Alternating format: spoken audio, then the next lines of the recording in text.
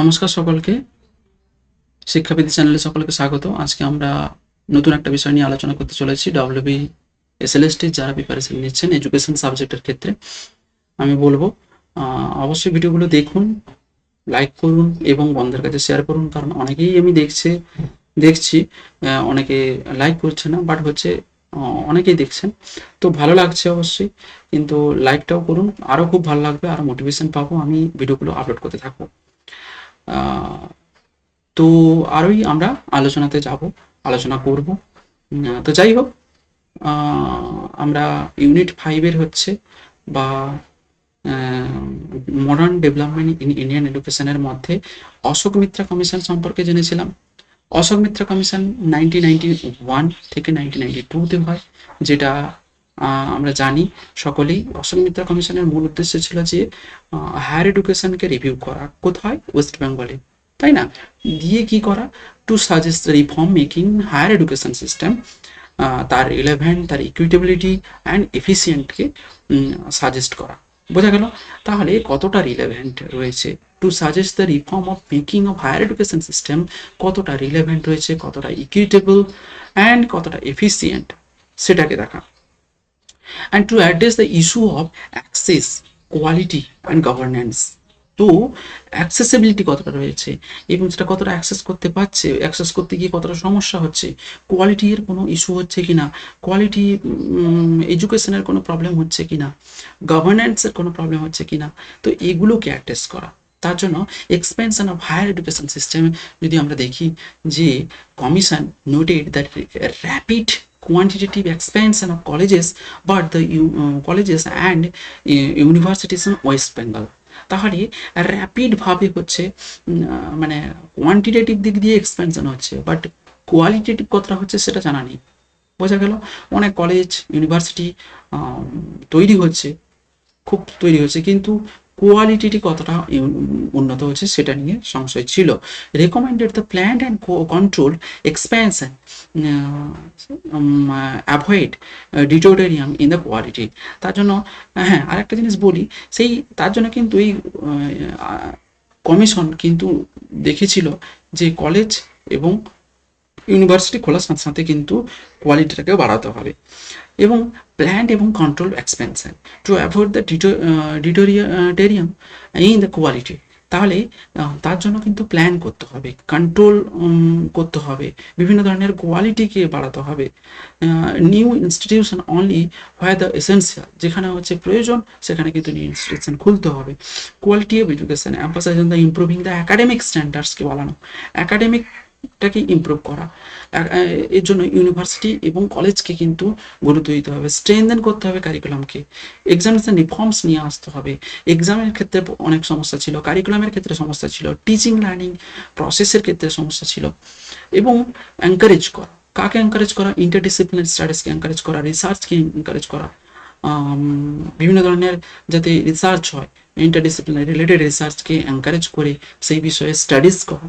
তাহলে ঠিক আছে, তো বোঝা গেল বিভিন্ন ধরনের অ্যাক্সেস সিকিউরিটি নিয়ে কথা বলা হয়। তারা বলেছেন যে stress on the ensuring the greater access to higher education.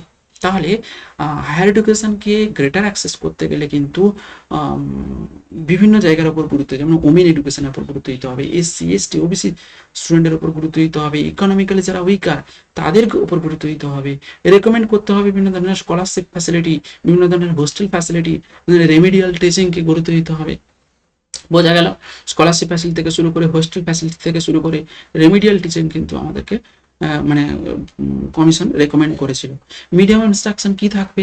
Advocate the use of Bengali as a medium instruction higher education, অর্থাৎ অ্যালং উইথ ইংলিশ, অর্থাৎ ইংলিশের সাথে সাথে কিন্তু বাংলাটাও থাকবে হায়ার এডুকেশন সিস্টেমে। কারণ শিক্ষাক্ষেত্রে যদি উচ্চশিক্ষার আলোকে ছড়িয়ে দিতে হয় তাহলে কিন্তু বাংলা সেখানে কিন্তু গুরুত্বপূর্ণ ভূমিকা পালন করবে, বিশেষ করে বেঙ্গলের ক্ষেত্রে আমি বলছি।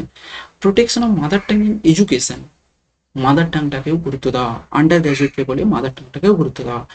ভোকেশনালাইজেশন, এমপ্লয়মেন্ট ওরিয়েন্টেশন করতে হবে তাদেরকে, অর্থাৎ সাজেস্ট করা কি higher education should not remain only degree oriented, শুধুমাত্র ডিগ্রি ওরিয়েন্টেড নয়, জব ওরিয়েন্টেড নয়, ভোকেশনাল অ্যান্ড প্রফেশনাল কোর্সের জন্য প্রিপেয়ার করা নয়, তাদেরকে হচ্ছে সঠিক কাজের জন্য প্রস্তুত করা, তাদেরকে মানে কর্মমুখী করে তোলা, তাই না?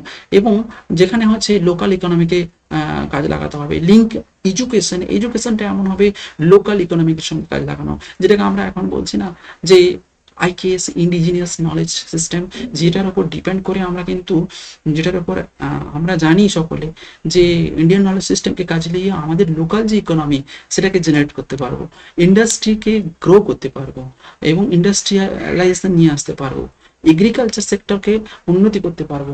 এটা হচ্ছে এডুকেশনকে এমনভাবে তৈরি করতে হবে, এডুকেশনকে এমনভাবে প্রোভাইড করতে হবে। Governance and administration highlights the issue of politicization in university.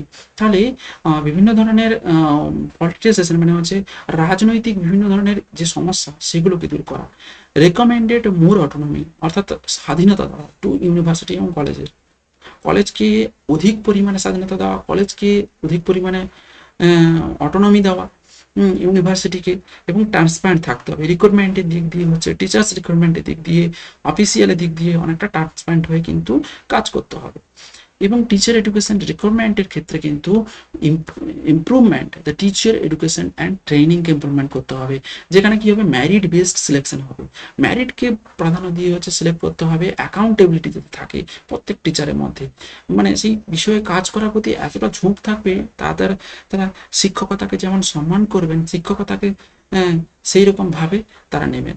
এবং emphasise on the research and professional development, অর্থাৎ প্রফেশনাল ডেভেলপমেন্ট করতে হবে, রিসার্চকে যেরকম অ্যাকশন রিসার্চ করতে হবে ম্যাক্সিমাম লেভেলে, তাদের প্রবলেমগুলোকে জেনে সেগুলোর সুরাহা করতে হবে।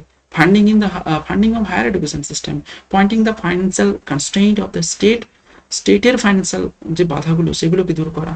Rational allocation of the resources, তার জন্য বরাদ্দকরণ করা।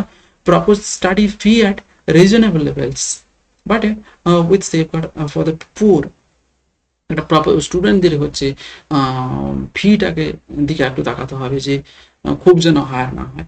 এবং প্রাইভেট পার্টিসিপেশনটাকে বাড়াতে হবে, প্রাইভেট কলেজ এবং সেলফ ফাইন্যান্সিং ইনস্টিটিউশনটাকে রেকমেন্ড করতে হবে, তারা যাতে সেই দিক দিয়েও হচ্ছে রেকমেন্ড করে। এবং private participation should not compromise equity and quality, equity এবং কোয়ালিটির দিক দিয়েও যেন হচ্ছে সেগুলো কোনো কম্প্রোমাইজ না হয়। এক্সামিনেশন রেফারেন্সের দিক দিয়ে যদি বলি আমরা, সেমিস্টার সিস্টেমটিকে নিয়ে আসতে হবে, continuous evaluation, CCE, continuous evaluation in ইউনিভার্সিটিতে কিন্তু রাখতে হবে। Reduction of over dependence on annual exams, তো ওভার ডিপেন্ডেন্স হতে হবে, অ্যানুয়াল এক্সামের জন্য প্রিপেয়ার করতে হবে। বোঝা গেল? তাহলে আমরা অশোক মিত্র কমিশনের ক্ষেত্রে ওয়েস্ট বেঙ্গলের ক্ষেত্রে একটা গুরুত্বপূর্ণ কমিশন ছিল, যেটা ভারতীয় শিক্ষা ক্ষেত্রেও একটা প্রভাব ফেলেছিল, তেমনি পশ্চিমবঙ্গেও এই শিক্ষার ক্ষেত্রে অশোক মিত্র কমিশনের কিন্তু অবদান ছিল অন্যতম, যেখানে মাতৃভাষা থেকে শুরু করে এবং বিশ্ববিদ্যালয়ের শিক্ষার রিফর্মস, বিভিন্ন ক্ষেত্রে সেমিস্টার সিস্টেম থেকে শুরু করে বিভিন্ন দিক দিয়ে এই অশোক মিত্র কমিশন কিন্তু অনেকটাই ভূমিকা নিয়েছিল। তার জন্য আমরা বলবো অশোক মিত্র কমিশনের হচ্ছে ভূমিকা শিক্ষা ক্ষেত্রে কিন্তু অনেকটাই গুরুত্বপূর্ণ, যা অনেকটাই আমাদের বর্তমান শিক্ষা ব্যবস্থাকে অনেকটাই ফলপ্রসূ করেছে এবং শিক্ষার ধারাটাকে অনেকটাই উন্নতির দিকে নিয়ে গেছে।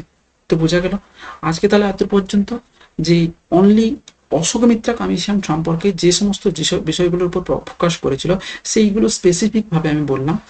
আর নেক্সট হচ্ছে আমরা এগিয়ে যাব যে যেগুলো নেক্সট একটা থেকে গেছে দিলে আমাদের ইউনিট 5 শেষ, আর একটি ভিডিও বা একটা বিষয় নিয়ে আলোচনা করার আছে, সেটা নিয়ে বললে আমি এই ইউনিট 5 কিন্তু খতম হয়ে যাবে। So thank you so much, thanks to all of you. আপনারা দেখতে থাকুন, যারা এখনো পর্যন্ত সাবস্ক্রাইব করেননি অবশ্যই সাবস্ক্রাইব করুন, ভালো লাগলে লাইক কমেন্ট অবশ্যই করুন, বন্ধুদের কাছে শেয়ার করুন। আমি শুধুমাত্র যে এটা হচ্ছে এসএলএসটির জন্য বলছি এমনটা নয়, এটা সবার ক্ষেত্রে কাজে লাগবে। আমি এই বিষয়গুলো আলোচনা করছি সেটা হচ্ছে শুধুমাত্র বিএ ইন এডুকেশন থেকে শুরু করে লাগবে না, বা হচ্ছে সমস্ত জায়গায় এমএ ইন এডুকেশন থেকে শুরু করে নেটের থেকে শুরু করে সমস্ত জায়গায় কিন্তু এটা খুবই ইম্পর্ট্যান্ট। তো সকলে দেখুন, ভালো লাগবে আশা করি। ভালো থাকুন, সুস্থ থাকুন।